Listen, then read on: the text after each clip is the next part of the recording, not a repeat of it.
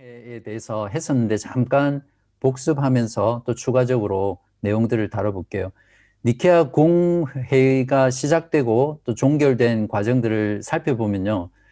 콘스탄티누스 황제가 니케아에서 아리우스로 인한 그 기독교회 내 격렬한 논쟁이 일어났잖아요. 그래서 그 논쟁을 종식시키고 교회를 일치시키기 위해서 콘스탄티누스 황제가 소집한 교회 회의입니다.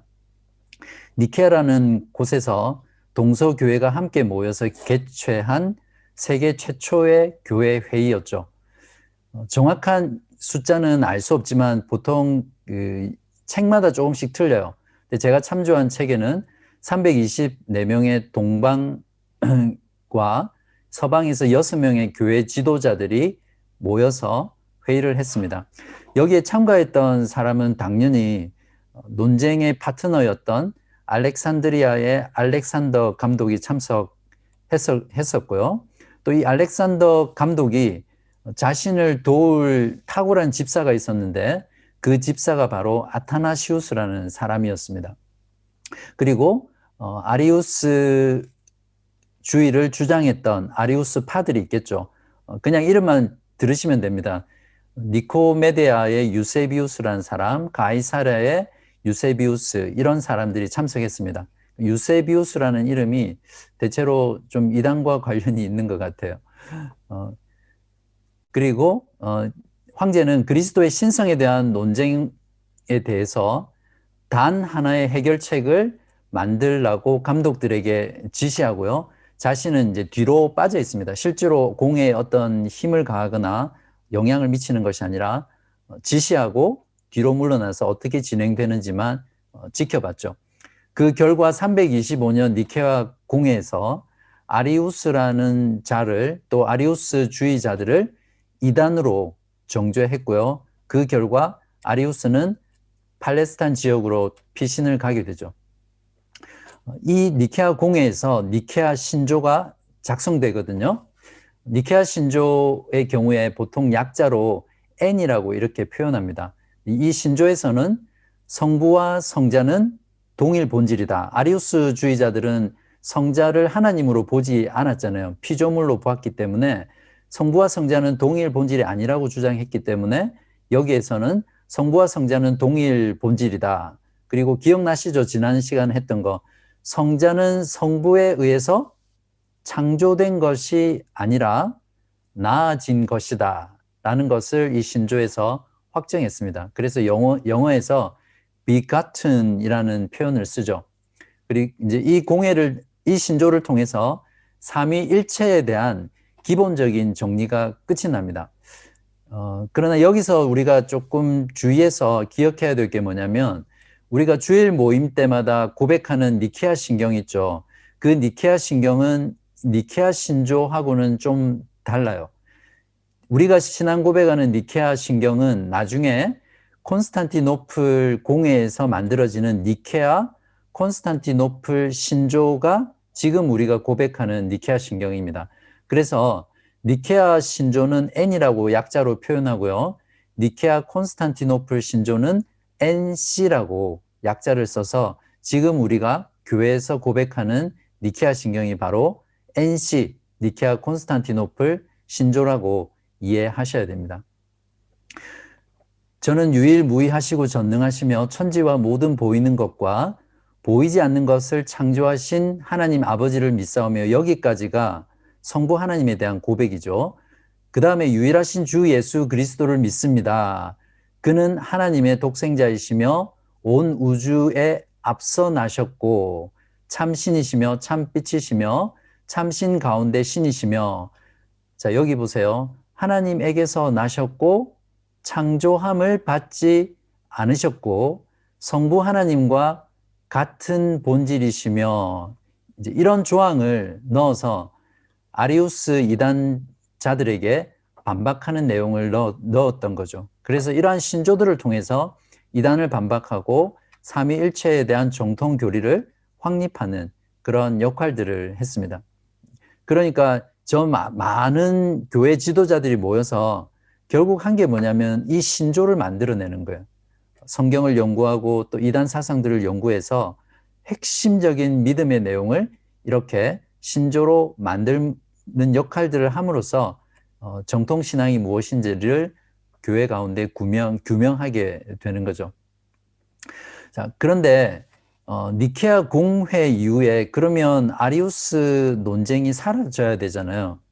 분명히 이단으로 정죄했고 삼위일체 교리를 확립했는데 그런데 니케아 신조를 통해서 아리우스주의 이단은 확실히 제거를 했어요. 그렇지만 성부와 성자가 동일 본질이라는 이 단어가 조금 모호한 성격을 남겼어요. 그냥 한글로는 동일 본질이라고 되어 있는데 헬라어 말로는 이게 여기다 갖다 붙이면 이렇게 해석될 수도 있고 저기에 갖다 붙이면 저렇게도 해석이 될 수 있는 그런 단어가 쓰였거든요.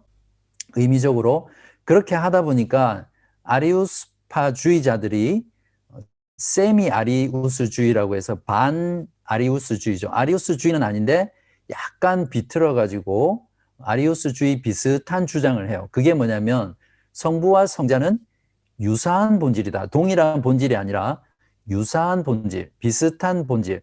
하나님의 아들은 하나님 성부와 유사한 본질을 가졌다. 이런 주장을 하게 돼요. 왜냐하면 성부와 성자가 동일 본질이라는 단어 자체에 이런 모호성이 있었기 때문에 반아리우스주의자들, 그러니까 세미 아리우스주의자들은 니케아 신조를 받아들이면서도 자신의 주장을 할 수 있는 그런 모호함들이 남아 있었던 거죠. 이것으로 인해서 계속해서 또 싸움이 일어나요. 이걸 통해서 우리가 생각해 볼 수 있는 게 뭐냐면 어떤 양측의 다툼을 잠재우기 위해서 타협하게 되면, 즉 성경의 진리에 모호성을 남겨두면 그것은 반드시 또 다른 문제나 또 다른 논쟁을 발생시킨다는 거죠. 실제로 교회사 가운데 도르트 총회라는 곳에서도 이러한 문제들이 동일하게 발생했어요. 그러니까 이러한 것들을 보면 무엇이든지 성경의 진리에 대해서 우리가 정의할 때는 어떤 두리뭉실하거나 모호함을 남겨두지 말아야 한다는 것들을 우리가 역사 속에서 잘 이해할 수 있겠죠. 아리우스주의자들과 니케아 이후에 논쟁이 계속 일어나는 중에 328년에 알렉산드리아 감독이 죽고요. 그때 집사로 있었던 아타나시우스가 28세 때 후임으로 감독이 됩니다. 알렉산드에. 여기서 28세에 동그라미를 쳐야 되는데 30세가 채 못된 나이에 감독이 되죠. 그런데 나중에 이 아타나시우스가 30세가 안 돼서 감독이 된 것 때문에 반대파들로부터 두고두고 공격을 당해요. 그리고 336년에 콘스탄티누스 황제가 변절을 해요. 니케아 공회를 시작해서 그 공회를 통해서 아리우스주의자들을 정죄하고 쫓아내잖아요. 그렇게 했던 콘스탄티누스 황제가 이제는 아까 말했던 세미 아리우스파였던 유세비우스를 지지하게 됩니다. 왜 그러냐면 유세비우스라는 사람이 일종의 황제를 찬양하는 역사기를 썼거든요. 자기를 칭송하는 역사서를 쓴 사람을 싫어할 사람이 없잖아요. 그래서 콘스탄티누스 황제는 유세비우스의 편을 들어줘요. 그러니까 결국 유세비우스가 주장했던 세미 아리우스주의, 그냥 쉽게 아리우스 비슷한 주의라고 이해하시면 됩니다. 세미 아리우스주의자가 이제는 정통이 되는 거예요. 물론 콘스탄티누스 황제는 제국의 연합을 위해서 아리우스를 지지하는 정책을 펼치죠. 이런 것들을 보면 콘스탄티누스는 정통신앙과 진리보다는 어떤 자신의 정치적인 권력을 유지하고 제국을 정치적으로 자신의 통치 가운데 두려고 하는 것에 가장 우선순위를 두고 있다는 것들을 볼 수 있게 되죠. 이제 그러는 과정 중에 콘스탄티누스는 아리우스를 다시 콘스탄티노플로 소환합니다. 왜 소환했을까요? 유세비우스를 지지하면서 아리우스파를 지지하게 됐잖아요. 이제 그러면서 이단으로 정죄했던 아리우스를 다시 콘스탄티노플로 소환해서 그 사람을 이제는 이단이 아니라 쉽게 말하면 이단 해제를 시켜주는 거예요. 그리고 다시 교회의 일원으로 받아들이기 위해서 불러들입니다. 이때 아리우스는 자신의 그런 이단적 신앙 교리를 철회시켜요. 그리고 니케아 신조를 따르겠다라고 동의를 했거든요. 그러니까 황제는 이제 아리우스가 이제 자신의 신앙을 철회하고 동의를 했기 때문에 이제는 정식 교회의 멤버로 받아들여라라고 이제 명령을 하게 됩니다. 이러한 황제의 조치 때문에 아리우스 반대자들과 아타나시우스는 격렬하게 이러한 조치에 대해서 반대를 해요. 왜냐하면 아리우스의 철회가 진정한 회개가 아니라 어떤 그 연합 자신의 어떤 유익을 위해서 일시적인 책이다 이런 마음으로 한 것이다. 즉 불순한 동기로 한 것이다라고 보았기 때문에 절대 교회의 일원으로 받아들이면 안 된다라고 주장을 했습니다. 그러나 아리우스는 황제의 부름을 받고 콘스탄티노플로 오려고 하는데 놀랍게도 그가 성찬에 참석하기 전에, 성찬에 참석한다는 것은 교회 멤버로 받아들인다는 말이잖아요. 그때 아리우스가 갑자기 죽게 됩니다. 그것을 보고 아리우스 반대자들은 아리우스의 죽음을 하나님의 심판으로 해석했습니다. 여러분은 이 아리우스의 죽음에 대해서 어떻게 해석하시겠어요? 한번 생각해 보십시오. 물론 역사학자들은 이제 아리우스는 그때의 자기 나이가 80세였기 때문에 자기가 죽을 때가 가까웠다라는 것을 깨닫고 죽기 전에 교회와 화해하기를 원했다라고 봅니다. 그래서 자신의 이단 사상을 철회하고 어떤 면에서는 진심으로 교회와 니케아 신조에 동의하고 교회와 하나 되기를 바랬다라고 보는 해석도 있습니다. 아무튼 이렇게 해서 아리우스가 죽게 되고요. 아리우스 반대파들은 그를 결국에는 교회의 일원으로 받아들이지 않게 되죠. 자, 이제 그러면 니케아 공회가 남겨놓은 유산이 어떤 건지 간단히 살펴볼게요. 정치적으로는 니케아 공회는 콘스탄티 황제 자신의 단일 통치 아래서 제국을 연합시키려는 그런 정책적인 표현이었죠. 그리고 안타깝게도 교리와 신학이 그리고 교회 정치가 제국의 정치의 한 부분이 되어버립니다. 이때부터 벌써 기독교와 교회와 국가가 이렇게 서로 결탁하고 서로 하나가 되는 그런 일들이 일어나기 시작하는 거죠. 이제 그에 반해서 교리적으로는 교리의 정의 또 신학을 체계화하는 데 있어서 니케아 신조가 또 니케아 공회가 큰 디딤돌 역할을 하게 되죠. 그렇지만 조금 전에 말씀드렸듯이 니케아 공회가 남겨놓은 그러한 신학적인 모성은 결국 성부와 성자의 관계를 신학적으로 보다 정확히 정의해야 될 필요성을 대두시켰고요. 그래서 3세기 나머지 기간 동안은 실제로 교회 가운데 이러한 작업들이 이루어졌습니다. 이 기간에 정통 교리를 더욱더 세밀하고 또 정교하게 강화시킨 인물이 누구냐면 아타나시우스하고요. 갑바도기안이라고 하는데 갑바도기아는 세 사람이 있습니다. 그래서 그 세 사람 모두가 갑바도기아라는 지역에 산다고 해서 위대한 갑바도기인 3인 이렇게 부르거든요.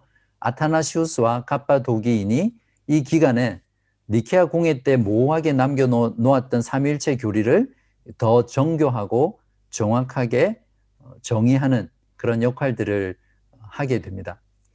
니케아 공회에 모호했던 부분은 콘스탄티노플 공회에서 381년이죠. 정리가 되었고요. 그리고 최종적으로는 칼케톤 공회에서 451년에 이루어졌습니다. 콘스탄티노플 공회와 칼케톤 공회는 나중에 다루도록 하겠습니다. 자, 이제 두 번째로 초기 교회의 조직과 질서에 대해서 한번 살펴볼게요. 신약의 교회 조직인데요. 신약의 교회는 점점 교회가 성장하면서 조직이 만들어지는 그런 과정에 있던 교회였습니다. 예수 그리스도가 교회의 머리셨죠. 또 예수 그리스도의 12사도가 그 교회의 기초가 되었습니다. 오순절 성령 강림으로 인해서 예루살렘에서 신약의 교회가 시작되었고요. 점점 복음이 전파되면서 교인 수가 늘어나게 되죠. 교인 수가 늘어나게 되면서 사도들, 12사도들과 교인들 사이의 역할이 나누어집니다. 여러분도 잘 아시겠지만 사도행전 6장에 보면 그러한 내용들이 나오죠. 그래서 사도는 말씀을 전하는 일과 기도하는 것에 전념하고요. 교인들을 돌보는 봉사자들이 따로 이렇게 존재하는 그런 내용들이 사도행전 6장에 나옵니다. 제가 한번 간단히 읽어볼게요. 사도행전 6장 1절에서 7절. 그때의 제자가 더 많아졌는데 헬라파 유대인들이 자기의 과부들이 매일의 구제에 빠짐으로 히브리파 사람을 원망하니 12사도가 모든 제자를 불러 이르되 우리가 하나님의 말씀을 제쳐놓고 접대를 일삼는 것이 마땅하지 아니하니 형제들아 너희 가운데서 성령과 지혜가 충만하여 칭찬받는 사람 7을 택하라. 우리가 이 일을 그들에게 맡기고, 그러니까 교인들을 돌보는 일, 구제하는 일, 접대하는 일을 이 7사람들을 선출해서 그들에게 맡김으로써 어떤 그 교회의 직분이 이렇게 분리되는 역사가 여기에 나오죠. 그리고 사도들은 오로지 기도하는 일과 말씀 사역에 힘쓰리라 하니 온 무리가 이 말을 기뻐하여 믿음과 성령이 충만한 사람 스데반과 또 빌립과 브로고로와 니가노르와 디몬과 바메나와 유대교에 입교했던 안디옥 사람 니골라를 택하여 사도들 앞에 세우니 사도들이 기도하고 그들에게 안수하니라.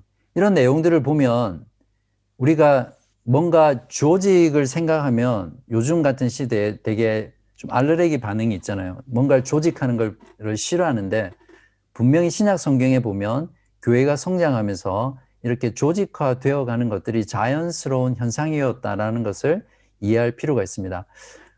그 다음에 안디옥 교회 같은 경우에도 사도행전 13장에 보면 선지자들과 교사들이 이미 안디옥 교회에 있었고요. 또 바울과 바나바를 안수해서 선교사로 파송하죠. 그러니까 최초의 이방인 교회인 안디옥 교회를 보더라도 그 가운데 선지자들과 교사들의 역할들이 따로 있었다라는 것들을 알 수 있죠. 1절에 보시면 13장 1절에 보시면 안디옥 교회에 선지자들과 교사들이 있으니 이렇게 나와 있습니다. 사도 바울은 복음을 전하는 일과 함께 교회로 조직하는 역할들도 함께 수행을 했었거든요. 그래서 사도행전 14장 같은 데 보면 각 교회에서 장로들을 택하여 장로라는 제도를 만들죠. 그리고 그 당시에 있었던 선지자들은 성경이 완성이 되고 교회의 모임 가운데 선지자가 했던 그런 기능들이 성경으로 다 대체됨으로 인해서 신약의 교회 가운데는 초기 교회에서는 점점 선지자라는 역할들은 사라지게 됩니다. 그래서 성경이 완성된 이후에는 실제로 사도라든지 선지자라는 직분은 사라집니다. 사라지고 교사와 목회자라는 직분이 교회 가운데 남아있게 되는 거죠. 자, 그러면 감독이라는 이 직분은 어떻게 구축이 되었는지 한번 살펴봐야겠죠. 2세기에 접어들면서 교회는 감독 정치로 이렇게 발전해 가거든요. 분명히 신약 성경에서는 감독과 장로의 구별이 없잖아요. 그러니까 동일한 사람을 가르쳐요. 동일한 사람이 동일한 직분과 역할을 수행하게 되죠. 그래서 사도들이 성경을 쓸 때 어떤 곳에서는 자신을 장로라고도 하고 또 어떤 데서는 자신을 감독이라고 그렇게 표현하잖아요. 그러니까 감독과 장로는 같은 사람을 말했었습니다.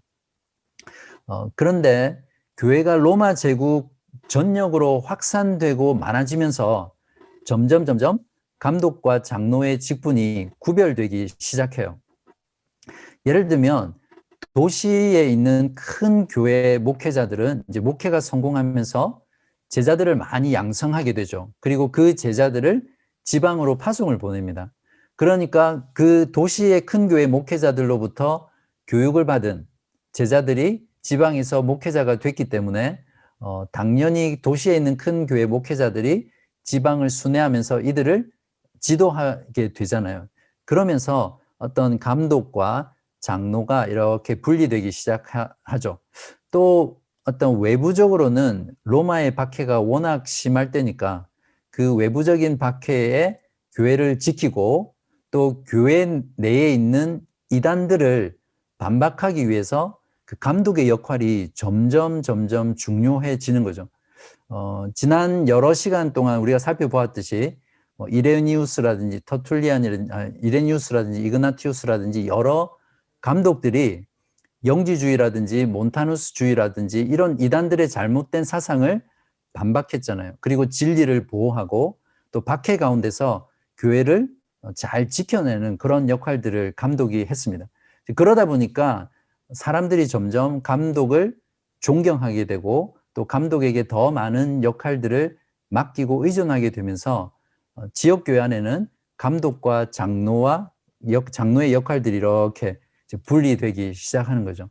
그러면서 감독은 주로 권징을 시행한다든지 설교하고 세례와 성찬을 베풀고 교회를 다스리는 그런 지도자의 역할들을 하게 됩니다. 그리고 장로들의 경우에는 감독을 보좌해서 감독을 돕는 일들, 또 감독이 없었을 때 설교한다든지 세례와 성찬을 베푼다든지 그런 일들을 하게 됩니다. 이러한 감독 제도는 95년경부터 시작해서 약 200년경에 감독직이 거의 확고한 조직을 갖추게 되죠. 그리고 이러한 감독 조직은 교구 교회 형태의 구성이라고 이해하시면 돼요. 그래서 대주교가 관할하는 큰 지역이 있고 그 지역을 다시 작게 나눠서 그 작은 구역을 감독이 관할하는 이런 형태로 발전하게 됩니다. 이러한 감독제의 교회로 발전한 것은 교회가 성장하면서 교회 자체가 경험한 그런 역사적인 과정에서 자연 발생적으로 생겼다라는 것을 우리가 이해할 필요가 있고요. 또한 교회 시대는 로마 제국의 통치 가운데 있었잖아요. 그래서 로마 제국의 그런 군주 정치의 상황과 굉장히 밀접하게 연관되어 있습니다. 그러한 시대적 상황 속에서 교회 가운데 감독제라는 것들이 서서히 자리를 굳혀가게 되죠. 이에 반해서 감독과 역할이 분리된 장로들의 경우에는 감독과 더불어서 당회를 구성하거나 예배라든지 큰 행사에서 감독을 돕는 역할들을 하고요. 감독이 부재했을 때 예배를 인도하고 가르치는 일들을 주로 하게 되었습니다. 그리고 또 하나의 조직은 집사들이 있었는데요. 집사들의 경우에는 가난한 자와 병든 자들을 돌본다든지 또 예배에서 감독이나 또는 장로들을 시중드는 일, 이런 일들을 많이 했었습니다. 그리고 2세기에서 3세기 동방교회에서는 여자 집사들이 있었거든요. 그 여자 집사들의 경우에는 예배를 돕고 병자들을 돌보고 또 여자들에게 세례를 베푸는 일을 맡아서 하기도 했다고 합니다. 자, 이 정도로 우리가 초기 기독교의 교회의 조직을 한번 살펴보고요. 앞으로 계속해서 감독이나 장로나 집사라는 말들이 나올 때 이러한 개념을 가지고 여러분들이 이해를 하시면 도움이 될 것 같아요. 나중에 뒤로 가면 어떻게 교황 제도가 발생하게 되었는지는 또 다른 측면에서 설명을 드릴 거니까 그건 그때 하기로 하고요. 자, 이제 끝으로 콘스탄틴 황제 이후에 제국이 어떠한 정세를 이루었는지 그리고 교회는 어떠한 형태로 변해갔는지를 잠깐 살펴볼게요. 콘스탄티누스 황제는 337년에 사망하거든요. 사망한 이후에 로마 제국은 다시 통일 로마 제국에서 내수로 분리됩니다. 서방과 동방으로 나뉘어지고요. 그 중에 동방의 콘스탄티우스 2세라는 황제가 다시 350년 이후에는 동서 로마 제국을 통일하고 361년까지 다스리게 됩니다. 문제는 콘스탄티우스 2세가 극렬한 아리우스주의자였습니다. 그러니까 어떻게 될까요? 교회는 또다시 아리우스파들이 득세하는 그런 시대가 된 거죠. 특별히 아리우스가 죽고 그의 추종자였던 아리우스파였던 유세비우스가 득세하면서 다시 하나님 성부와 성자는 동일 본질이 아니라 유사 본질이라는 이 잘못된 신앙이 다시 한번 교회를 어지럽히는 그런 현상들이 일어나게 됩니다. 이것으로 인해서 아타나시우스가 추방되고요. 이단 사상이 교회 가운데 적극 장려되는 이런 아이러니가 다시 생기죠. 그 당시의 황제가 어떤 기독교의 사상을 지지하느냐가 그 교회 전체의 사상을 지배하는 걸 보면 참 생각할 게 많은 것 같아요. 나중에 나누겠습니다. 콘스탄티우스 2세 이후에는 율리아누스라는 황제가 즉위하는데요. 이 율리아누스 황제는 보통 배교자라는 타이틀이 항상 앞에 들어갑니다. 이 사람은 기독교를 너무 싫어했어요. 싫어해서 추방당했던 모든 기독교의 지도자들과 감독들을 다시 불러들입니다. 왜 그렇게 했냐면 이제 그렇게 불러들일 때는 이단주의자들의 자들이 추방된 지도자들도 있을 것이고 또 아타나시우스 같은 정통 지도자들도 돌아오거든요. 그렇게 한 이유가 뭐냐면 서로 싸우게 만드는 거죠. 서로 싸워서 기독교가 와해되도록 하는 의도를 가지고 그런 정책을 펼칩니다. 거기에서 끝나는 것이 아니라 이 배교자 율리아누스는 기독교를 유대주의에서 나온 배교자라고 거짓 선전을 유포하고요. 계속해서 정통 신앙인들을 박해하는 정책을 펼칩니다. 율리아누스가 죽은 이후에 요비아누스라는 황제가 다시 즉위하고요. 그런데 굉장히 짧게 통치합니다. 통치한 이후에 다시 동서 로마 제국이 분열이 됩니다. 제가 처음에 나눠드렸던 표 있잖아요. 그림. 그거 보시면 이해되실 거예요. 그래서 동로마 제국은 발렌스라는 황제가, 서울로마 제국은 발렌티아누스 1세라는 황제가 다시 분리되어서 나누는 이런 형태로 콘스탄티누스 황제 이후에 제국과 교회가 형성이 됩니다. 요약하면 교회의 경우에는 아리우스파를 지지했던 황제가 등극함으로 인해서 교회 안에 다시 이단 사상이 장려되고 또 로마 제국은 다시 동서로마 제국으로 분리되는 이러한 일들이 콘스탄티누스 황제 이후에 세계 정세라고 이해하시면 되겠습니다. 이 강의에 대한 적용은 마지막에 하도록 하고요. 일단 13강 이것으로 마치도록 하겠습니다. 두 번째 강의는 아타나시우스 교부하고요. 그 다음에 아까 설명드렸던 위대한 갑바도기안 교부 3명, 마지막으로 콘스탄티노플 공회 3가지를 가지고 여러분과 나누도록 하겠습니다. 이분이 아타나시우스입니다. 네, 키프리안보다는 약간 조금 덜 생기신 것 같아요. 그래도 잘생기셨죠. 동방의 알렉산드리아 감독이라고 이렇게 되어 있는데 아타나시우스는 제가 좀 자세히 다루려고 합니다. 왜냐하면 이 사람이 초기 기독교에 굉장히 중요한 역할을 했고요. 또 이 사람의 생애를 통해서 우리가 깨달을 수 있는 점들이 많기 때문에 조금 다른 교부들보다 자세하게 다루려고 하거든요. 먼저 아타나시우스의 생애를 잠깐 살펴보겠습니다. 알렉산드리아에서 부유한 그리스어를 말하는 이방 가족에게서 출생했습니다. 출생 연도는 295년에서 299년 사이로 추정하고 있는데요. 저는 299년으로 일단 추정을 할게요. 여러분 알렉산드리아 지역 어디 있는지 아시죠? 이집트의 북쪽에 있는 그 알렉산드리아라는 도시 거기를 말합니다. 어릴 때 아버지가 일찍 돌아가세요. 그래서 어머니가 아타나시우를 키우게 되고요. 10대 초반에 알렉산더 감독 터툴리지라는 사람 아래에서 회심을 하게 되죠. 터툴리지는 재밌는 것은 아타나시우스를 어릴 때부터 자기 그늘 아래에서 두고요. 신학적인 훈련을 시켜요. 성경에 나오는 어린 사무엘이 어릴 때부터 엘리 제사장에게 양육되어서 나중에 위대한 선지자가 되는 것처럼 아타나시우스도 이렇게 그 터툴리지 감독 아래에서 어릴 때부터 신학 교육을 받는 거죠. 그것으로 인해서 민감한 사춘기 때 아타나시우스는 인격과 성품이 성경을 배우는 일을 통해서 형성이 돼요. 이런 것들을 보면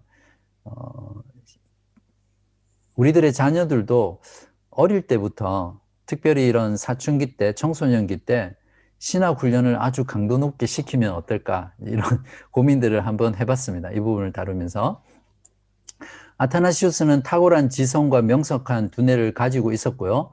논리학의 대가로 알려져 있습니다. 이러한 탁월함들을 알아보고요. 알렉산더 감독인 였던 알렉산더는 325년에 아타나시우스를 집사 안수를 줍니다. 그리고 니케아 공회 조수로 데려가요. 그리고 실제로 그 공회에서 아타나시우스가 탁월한 역할들을 하죠. 328년에 아타나시우스의 멘토이면서 친구인 알렉산더 감독이 죽게 됩니다. 이 알렉산더 감독의 죽음이 교회사에 있어서 극히 중요한 순간이거든요. 왜 그러냐면 아리우스가 니케아 공회를 통해 정죄되었지만 논쟁이 계속 지속되었다고 했잖아요. 또 아리우스주의 논쟁뿐만 아니라 그 외에 다른 요인들로 인해서 알렉산드 지역의 목사들과 교회들이 심각하게 분열이 되었어요. 그리고 아리우스주의 논쟁은 어떤 국지적인 지역의 논쟁이 아니라 국제적인 논쟁으로 퍼졌다고 했잖아요. 이제 그러다 보니까 제국 내에 교회들 간에 심각한 분열로도 이어졌던 거죠. 그래서 이 알렉산더 감독의 후임자가 누구냐에 따라서 교회 분열이 종식되고 연합되든지 아니면 더 분열되든지 둘 중에 하나죠. 후임자가 만약에 아리우스나 유세비우스를 지지하는 자가 되면 분열이 끝이 나죠. 왜냐하면 그 당시의 교회는 이단 사상이 장려되고 아리우스파들이 판을 쳤거든요.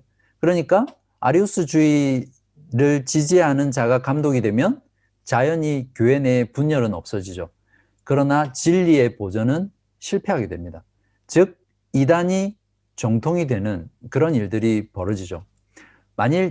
이에 반해서 만일 후임자가 알렉산더 감독과 동일한 아리우스파를 반대하는 정통 신앙을 가진 감독이라면 이 분열의 문제는 해결되는 것이 아니라 더 첨예하게 확산되겠죠.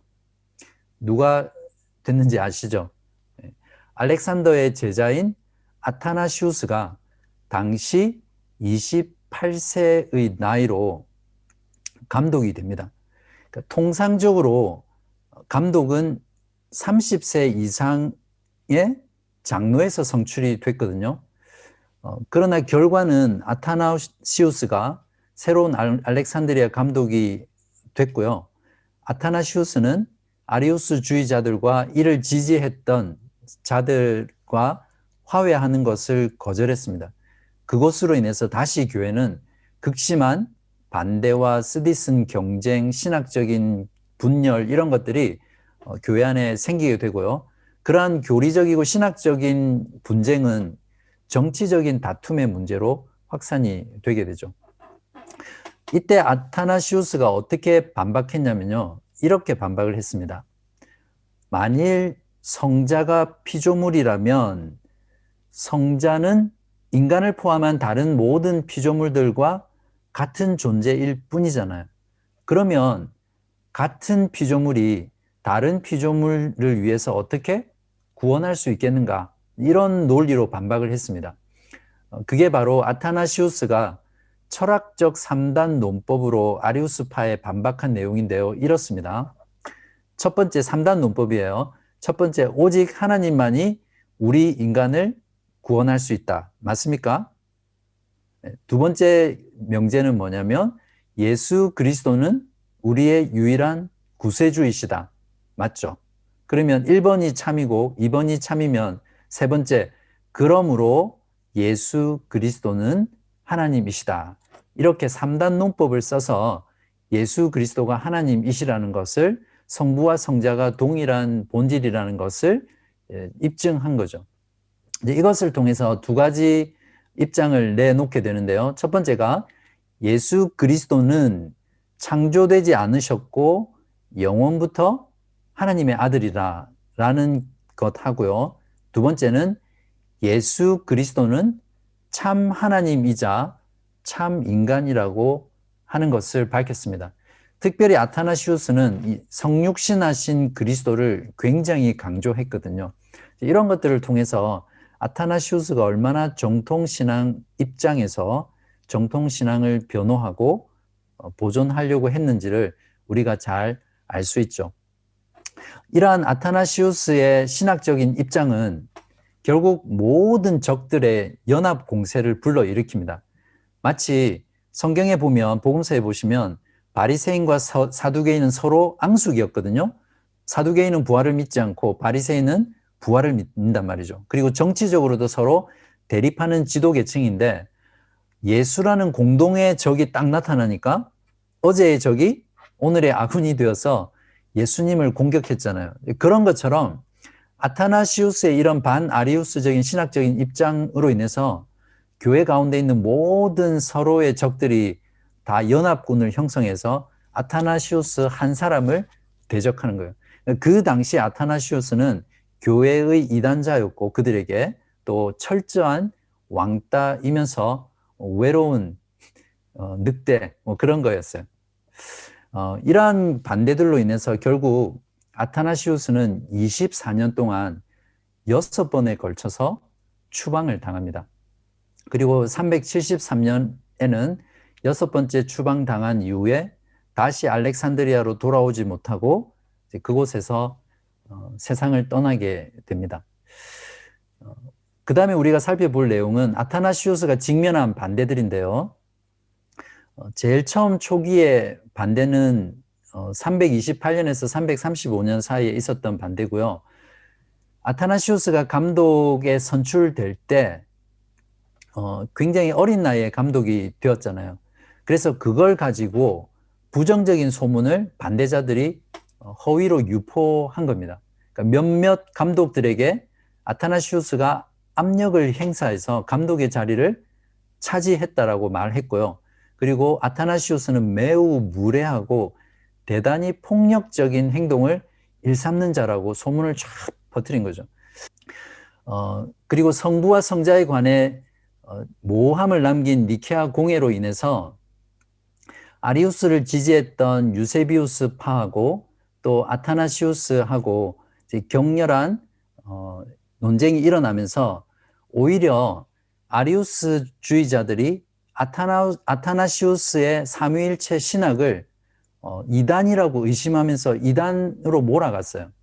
기억나실지 모르겠지만 삼위일체 이단 중에 양태론이라는 거 기억나시죠? 모델리즘. 그러니까 한 분 하나님이신데 물, 수증기, 얼음으로 존재하는 것처럼 세 가지 다른 역할을 하면서 한 분 하나님이 계시다라는 그런 이단이었잖아요. 바로 이런 삼위일체의 이단 사상을 가진 사람으로 오히려 아리우스파들이 아타나시우스를 몰아세우죠. 이러한 갈등 가운데 결국 334년에 이집트의 아리우스파와 또 다른 파들이 집단적으로 아타나시우스를 거짓으로 고소하게 되고요. 이것으로 인해서 아타나시우스는 추방을 당합니다. 자, 그 다음 두 번째, 이제 이러한 부분들이 초기에 아타나시우스가 맞이했던 반대들이고요. 그 다음에 아타나시우스가 이러한 반대들을 통해서 첫 번째로 추방이 되는데 이 첫 번째 추방은 타이어 공회와 굉장히 밀접한 관련이 있습니다. 콘스탄틴 황제는 이제 이때는 살아 있는데요. 자신의 30년 통치를 기념하면서 타이르에서 공회를 엽니다. 그리고 모든 교회의 감독들을 소환하죠. 이때 아타나시우스도 참석을 하게 되는데요. 모든 적들이 겹겹이 그를 애워싸고 그를 죽일 듯이 달려듭니다. 이러한 장면들은 신약 성경에도 나오고요. 예수 그리스도라든지 바울이라든지 이런 분들에게서 비슷한 장면들이 나오고 또 나중에 종교개혁 때 보면 루터가 법정에 서잖아요. 법정에 섰을 때 루터의 대적들이 루터를 이렇게 죽일 듯이 애워싸고 달려드는 이러한 장면들과 흡사해요. 그러니까 교회사 가운데 언제나 진리를 사수하고 진리의 편자는 이러한 악한 자들로부터 또 이단들로부터 거짓 신앙과 거짓 선지자들, 거짓 교사들로부터 이러한 일들을 당하는 것을 우리가 똑똑히 볼 수 있습니다. 그래서 결국 이 타이르 공회에서 아타나시우스는 감독직을 박탈당하고요. 쫓겨나게 되죠. 이런 조치로 인해서 아타나시우스를 지지하는 세력이 이집트 안에 굉장히 많았었거든요. 그것으로 인해서 알렉산드리아 지역의 정치적인 문제가 다시 발생하게 되고요. 또 콘스탄티누스는 아타나시우스를 트리에라는 곳으로 망명을 보내는데 이것으로 인해서 알렉산드리아 지역에 폭동이 발생하게 됩니다. 오히려 이러한 조치들로 인해서 교회는 더 분열이 되고 또 제국 안에 더 큰 혼란들이 일어나게 되는 거죠. 그렇지만 이러한 추방에도 불구하고 아타나시우스는 굉장히 질긴 인생을 살았습니다. 그래서 역사가들이 별명을 붙여줄 때 아타나시우스를 다이하드적 인물이다. 그렇게 그러니까 콘스탄틴 황제가 사망한 이후에도 오랫동안 아타나시우스는 계속 추방과 돌아오는 것들을 반복하면서 생존하게 되죠. 그 이후에 2차 추방, 그리고 3차 추방,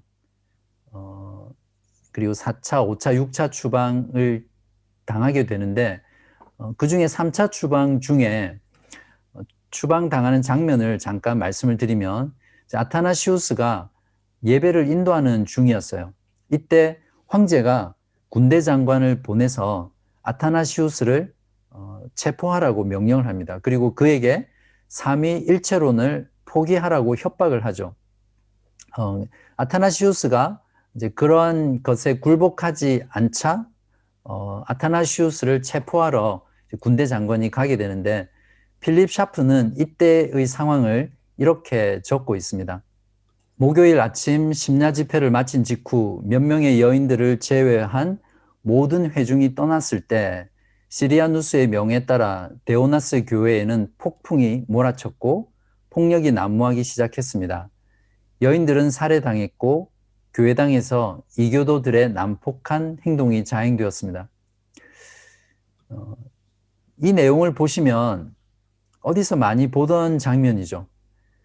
우리가 초대교회의 박해할 때 로마 제국이 기독교인들을 박해했던 장면과 굉장히 유사하죠.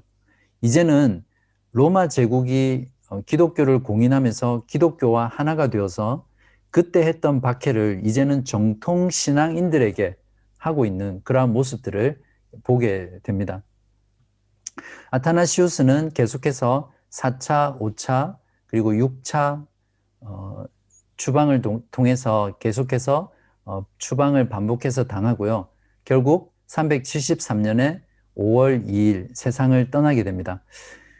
아타나시우스의 죽음을 애도한 동료이자 후배인 그레고리오스 나지안 제노스라는 사람이 있는데요. 이 사람이 바로 갑바도기안 3인 중에 한 명입니다. 이 사람이 장례식에서 이렇게 아타나시우스를 위해서 조서를 썼습니다. 그는 정말 겸손하고 낮은 데 마음을 두신 분이셨습니다. 그분의 덕행은 비길 데 없을 정도로 숭고했습니다. 그는 모든 사람들에게 정중했습니다. 그래서 사람들이 그분에게 쉽게 다가올 수 있었습니다. 설교할 때 그는 온유했고 친절했고 열정적이었고 상냥했습니다. 더욱이 그분의 삶은 훨씬 뛰어났습니다. 그분의 삶은 천사와 같은 삶이었고 자신을 비난하는 자들에게 항상 부드러웠습니다. 결코 난폭한 대응을 하지 않았습니다. 그분의 삶은 항상 설교의 현장이었습니다. 누구든 그분을 닮고 싶어 했습니다. 금식과 기도로 금욕적 삶을 살았습니다. 항상 하나님을 찬양하는 삶을 살았습니다. 불의한 사람들의 부정을 지적하는데 주저하지 않았고 겸허한 자들에게 늘 자신을 낮추었습니다. 아타나시우스가 죽은 뒤 8년 후에 콘스탄티노플 공회를 통해서 그가 평생 지켜왔던 니케아 신앙이 더욱 견고하게 되었었고요.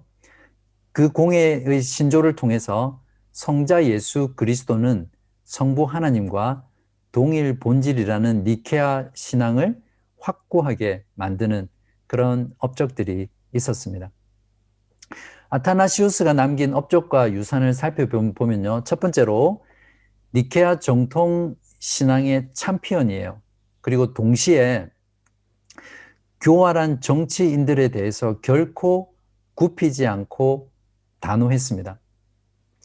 그의 반대자들은 그를 무례하고 난폭한 자고 무정하다라고 거짓 기소했지만 아마 아타나시우스의 성격이 좀 무정하고 좀 무자비한 그런 면이 있었는지 모르겠습니다. 아무튼 그의 성격이 사정이 없다고 알려져 있지만 오히려 이러한 성격으로 인해서 아타나시우스의 반대자들이 그렇게 잔인하고 무자비하게 아타나시우스를 공격했을 때 그러한 공격에서 견딜 수 있는 그런 확고한 역할들을 했던 그런 성격이라고 볼 수 있습니다. 이러한 것들을 보면 하나님께서 하나님의 교회를 지키기 위해서 이러한 개인의 성격까지도 사용하시는 분이다. 이런 것들을 보게 됩니다.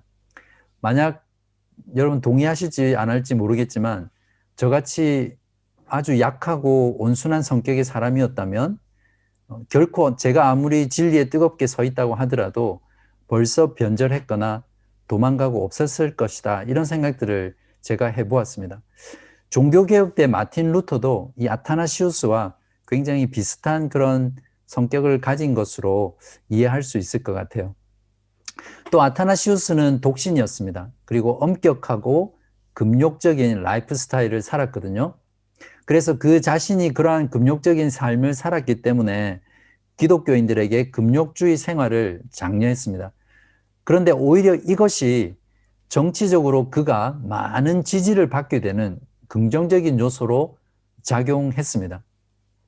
그래서 로마에 두 번째 망명했을 때 아타나시우스는 서방 교회에다가 수도원 생활을 소개했고요. 세 번째 망명 때는 자기 자신이 직접 이집트 사막에서 은둔 생활을 했어요. 왜냐하면 황제가 보낸 군대가 자신을 살해하려고 하니까 그들이 올 수 없는 더 깊은 이집트 사막에 들어가서 수도 생활을 하거든요. 그러한 어떤 자신의 수도 생활과 금욕 생활을 통해서 그 당시에 가장 유명했던 은둔자로 알려진 안톤이라는 수도사가 있었어요. 그 수도사의 전기를 쓰게 되는데 이게 그 당시에 베스트셀러가 됩니다. 그렇게 됨으로써 그 당대 사람들에게 수도사들과 수도원 생활이 어떤 것인지를 세상에 알리게 되고요. 그 당대 교회 가운데 수도원 바람을 일게 합니다. 그렇게 하면서 아타나시우스를 당시 수도원 공동체가 지지를 하게 되고요. 그러한 지지를 통해서 제국 내에 정통신앙이 확산되는 그러한 하나님의 섭리의 일하심들을 우리가 볼 수 있습니다. 그 다음 네 번째로 그리스도의 성육신을 강조한 아타나시우스의 교리와 삼위일체에서 성부와 성자가 동일한 본질을 가졌다라는 이 교리는 이후에 교회사에서 계속해서 이단들이 출현하거든요. 그러한 이단들로부터 정통신앙을 방어하고 보존하는데 결정적인 역할을 하게 됩니다. 만약에 이 아타나시우스가 없었다면 초대교회 이후에 이단들에게 교회들은 속수무책이었을 거예요. 그러나 이러한 한 사람의 수고와 헌신을 통해서 교회가 얼마나 견고하게 초롱성처럼 보존되었는지 모릅니다. 또한 평생 수많은 대적들의 공격과 박해와 살해 위협을 받으면서도 또 추방을 반복하면서도 끝까지 굽히지 않고 놀랍게도 다른 감독들보다 굉장히 오랫동안 감독직을 수행합니다. 46년 동안 자신에게 맡겨진 감독직을 성실하게 수행하게 되는데요. 이것이 니케아 정통신앙을 보존하는데 아주 중요한 역할을 합니다. 만약에 짧게 살았거나 견디지 못해서 한 2, 3년 감독직을 수행했다면 니케아 신앙을 교회 가운데 보존하지 못했을 거예요. 그러나 하나님께서는 그를 이렇게 견고하게 살리시고 또 그의 성품과 그의 불굴의 의지를 통해서 46년이라는 긴 감독직을 성실하게 수행하게 함으로써 교회의 정통신앙을 보존하게 하신 거죠. 그래서 아타나시우스가 교회사에서 그토록 중요한 이유는 무엇이냐면 정말 어려운 교회 시대 가운데 비록 어린 나이였지만 25살 때 니케아 공회에 참석하고 28살에 감독이 되어서 사역을 시작했지만 그 이단이 판치는 이단의 놀이터였던 교회 가운데 혜성처럼 나타나서 정통신앙을 지키기 위해서 자신의 생을 불태우잖아요. 그리고 자신의 모든 생을 그것을 위해서 헌신하게 되죠. 그래서 후대 사람들은 그를 세상이 감당치 못하는 사람 또는 진리의 기둥이다 이렇게 별명을 붙여주었습니다. 그 다음에는 갑바도기안 교부 3인에 대해서 하도록 하겠습니다. 4세기의 경우에는 이제 성령의 교리가 점점 이렇게 확립이 되어가는 시기였거든요. 그런데 4세기 중엽까지는 성령에 대한 충분한 신학이 정립되어 있지 않습니다. 지금 우리들은 성령에 대한 교리를 많이 알고 있지만 초대 교회가 쭉 진행이 되면서 성부와 성자에 대한 교리는 어느 정도 많이 정립이 됐죠. 그러나 성령에 대한 신학은 충분하지 않았습니다. 니케아 신조가 작성될 무렵까지도 주로 예수 그리스도의 신성에 대해서만 관심을 가졌기 때문에 성령을 인격적으로 이해한 내용의 글들이 별로 없었어요.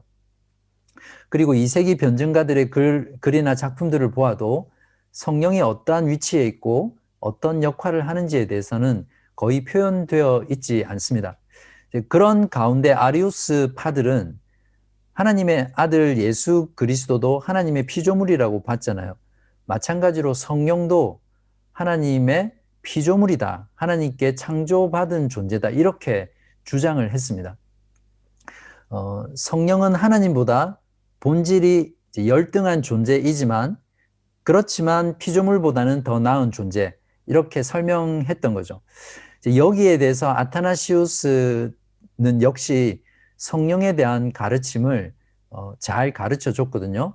예를 들면 성령은 삼위일체 하나님의 신성에 속하였으며 그 한 분이시다. 이렇게 쭉 하면서 아타나시우스도 성령에 대해서 어느 정도 신학을 정립을 해 놓았습니다. 제가 강의 노트에서 여러분들에게 보여드리고요. 읽어보시기 바랍니다.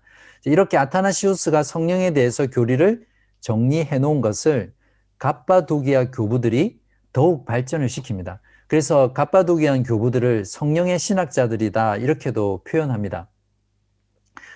갑바도기안 교부들에게는 타이틀이 붙어 있는데 어떤 타이틀을 붙이냐면 위대한 갑바도기안 교부들 이렇게 붙입니다. 그러니까 교회사 가운데 신학적으로 탁월한 역할들을 했기 때문에 그런 명칭을 붙이고요. 또한 이들의 삶이 정통신앙인으로서 경건하고 착하고 또 아름다웠기 때문에 후대 사람들이 그렇게 붙인 겁니다. 약 329년에서 394년 사이에서 태어나고 또 사망했던 그런 교부들이고요. 세 사람입니다. 갑바도기아라는 터키 중부 지역에 살았던 세 명의 교부들인데요. 위대한 바실레우스 그리고 그의 동생이 그레고리 누세스라는 사람이고요.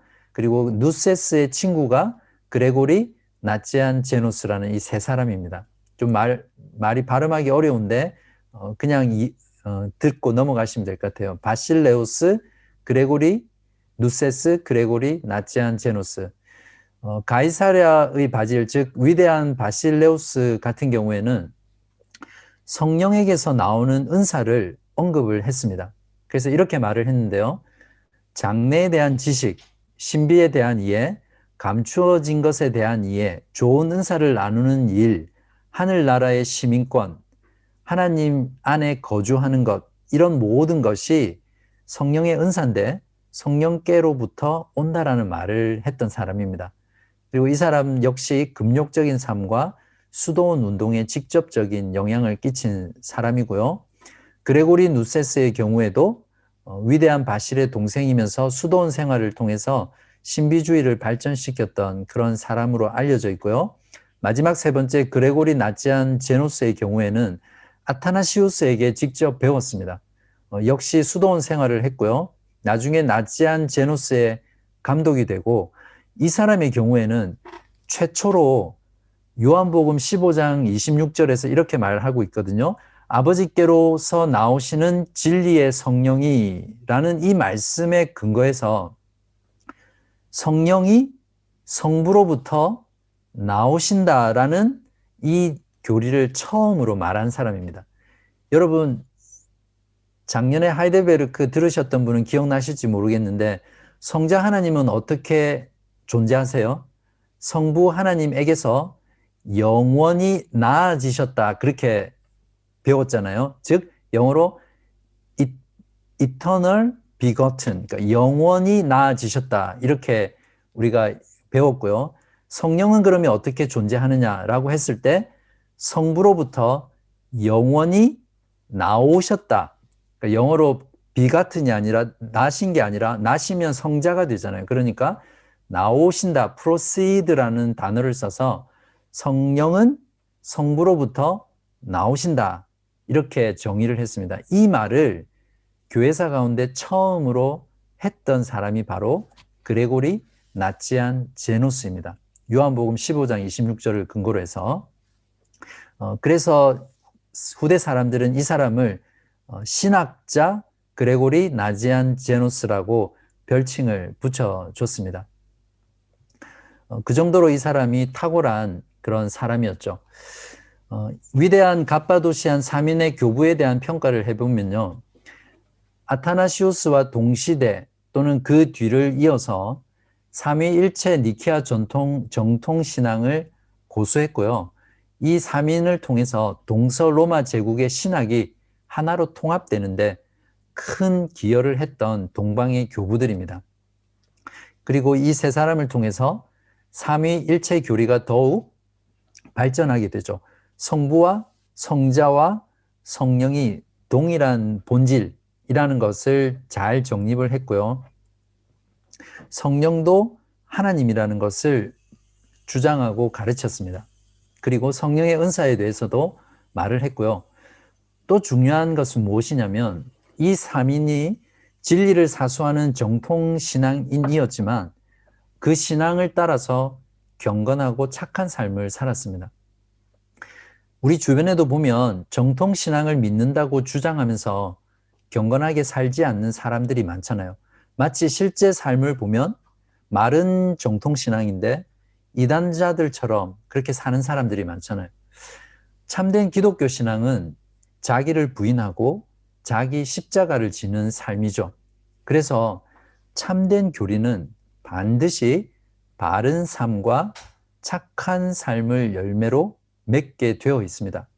물론 우리가 죄인이기 때문에 실수하고 넘어지고 또 범죄함 가운데 있을 수 있지만, 그러함에도 불구하고 다시 일어서서 끊임없이 우리가 믿고 있는 그 정통신앙을 따라 바른 교리를 따라 살려고 부단히 애쓰고 노력하는 그런 자세로 나아갈 수밖에 없다는 거죠. 여러분은 정통신앙을 지금 믿고 계세요? 동시에 정통신앙을 따라서 경건하고 착한 삶을 살면서 진정 세상의 빛과 소금으로 살아가고 있는지 저와 여러분이 이러한 교부들의 삶과 신학을 통해서 돌아보아야 된다고 생각합니다. 이제 마지막으로 콘스탄티노플 공회를 짧게 나누고 오늘 강의를 마치도록 하겠습니다. 콘스탄티노플 공회가 어떻게 시작하게 됐는지 배경을 살펴보면요, 테오도시우스라는 1세죠. 황제를 우리가 알아야 됩니다. 이 황제는 395년에 기독교를 국교로 공인한 황제죠. 아리우스파 황제 발렌스 이후에 테오도시우 황제가 즉위하거든요. 근데 이 사람은 워낙 탁월한 리더십으로 인해서 15년 동안 황제 자리에 있으면서 강력한 로마 제국의 통치를 이룹니다. 그동안 로마 제국의 정통신앙도 같이 승리를 할 수 있었고요. 외적으로 철저하게 정통신앙을 교회 가운데 세워 나갈 수 있었던 거죠. 테오도시우스의 황제의 업적을 보면요. 즉위 직후에 380년에 칙령을 공포하는데요. 이 칙령을 통해서 제국 내에 있는 모든 로마 시민들에게 이제는 정통신앙을 고백할 것을 의무화시켜요.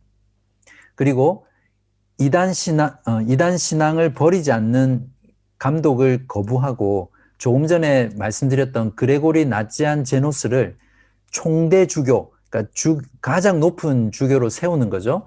세워서 로마 제국 내에 정통신앙이 확산되도록 그 역할을 부여합니다.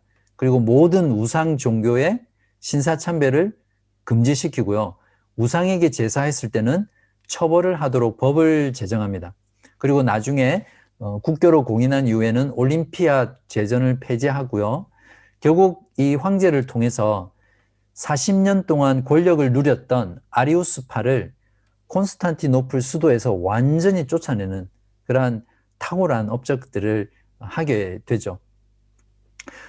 그래서 이렇게 세웠던 조치들을 법으로 강제화시키고 또 제국 내의 교회를 통일을 회복하기 위해서 니케아 공회 이후에 다시 한 번 더 세계의 교회 공회를 개최합니다. 이것이 바로 콘스탄티노플 공회죠. 그리고 이 공회에서 니케아 콘스탄티노폴리스 신조를 작성하게 됩니다. 이렇게 해서 모였던 콘스탄티노플 공회가 이룬 업적과 결과는 무엇이냐면요. 갑바도기아 3인의 삼위일체 교리를 다시 한 번 더 요약했고요. 그리스도가 완전한 하나님이라고 하면서 아리우스자들을 반대하고요. 또 완전한 인간이라는 것을 확증함으로 인해서 그리스도의 신성을 부인하는 자들이 있었습니다. 그 자들을 또 대응하게 됩니다. 그리고 성령 이단론자들이 있었는데요. 이 부분은 제가 다루지는 않을 건데 성령 이단론자들을 배척하고요. 그 외 여러 가지 이단 사상들을 콘스탄티노플 공회에서 정죄를 하고 확정을 합니다. 그렇게 해서 만들어진 게 뭐냐면 니케아 콘스탄티노플 신조가 작성이 되죠. 오늘날 니케아 신조라고 알려져 있는 그 내용들입니다. 자, 이러한 니케아 콘스탄티노플 신조를 통해서 381년 7월 이후부터는 모든 교회를 대상으로 성부와 성자와 성령의 동등한 신성을 믿는 정통파 감독들과 교제하는 교회, 거기에서 심우하는 목회자들에게 무조건 복종해야 한다라는 것을 법으로 공포하게 됩니다. 그리고 이단들의 공예배를 금지시키고요. 이단자들에게는 무조건 이 니케아 콘스탄티노플 신조에 복종하도록 명령을 내리게 됩니다. 그리고 심지어는 콘스탄티노플 내에 이단자는 거주할 수 없도록 금지시키는 그런 조치를 하죠. 이제는 전세가 완전히 역전돼서 이단자들이 박해를 받고 추방당하고 쫓겨나는 이런 어떻게 보면 교회 안에 큰 승리가 일어난 것 같은 그러한 현상들이 콘스탄티노플 공회를 통해서 니케아 콘스탄티노플 신조가 만들어지면서 생기게 되죠. 바로 이 공회를 통해서 제국 내에 있는 아리우스주의 이단들과 유사 오류 이단들을 영구히 뿌리 뽑게 됩니다. 물론 이러한 아리우스 사상들은 나중에 게르만 민족들에게 복음이 전해지면서 그들에게 받아들여져서 몇 세기 동안 더 존재하거든요. 아무튼 콘스탄티노플 공회를 통해서 이런 놀라운 업적들이 결과들이 일어났다는 것들을 이해하시면 되겠습니다. 제가 니케아 콘스탄티노플 신조 일부분을 보여드릴게요. 보시면 아까 니케아 신조랑은 좀 다르죠. 성부에 대한 고백은 비슷합니다.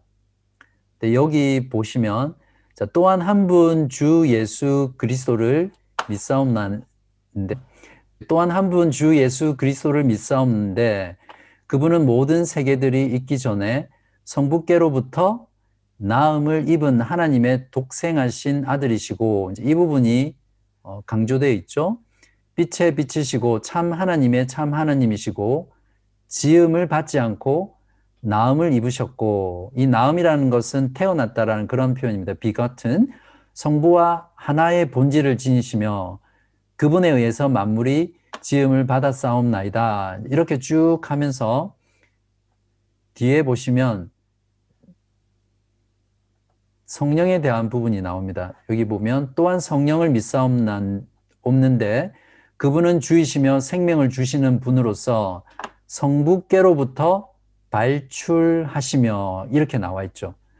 조금 전에 갑바도기안이 말했던 그 성령의 존재 방식, 그러니까 성부로부터 발출하셨다, 나오셨다라는 표현이 콘스탄티노플 니케아 신조에 잘 표현되어 있습니다. 자, 그리고 바로 이게 우리가 교회에서 신앙 고백 시 사용하는 내용입니다. 자, 보시면, 비교해 보시면, 자, 오직 한 분이신 주 예수 그리스도를 믿사오니, 성자에 대한 부분입니다. 이는 영원히라는 부분이 있죠. 아버지께로부터 나셨으며, 이게 중요합니다.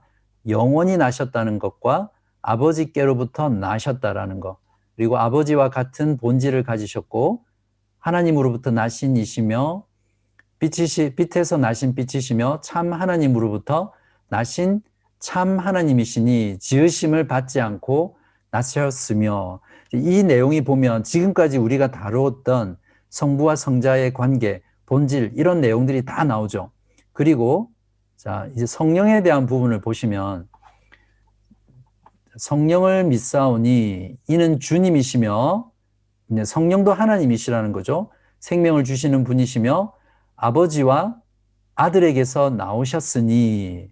자, 여기 보면 니케아 콘스탄티노플 신조와 다른 게 뭐냐면 아버지에게 나오셨다라고 돼 있었잖아요. 근데 여기에 아들이라는 게 들어가 있습니다. 지금 우리가 고백하는 것은.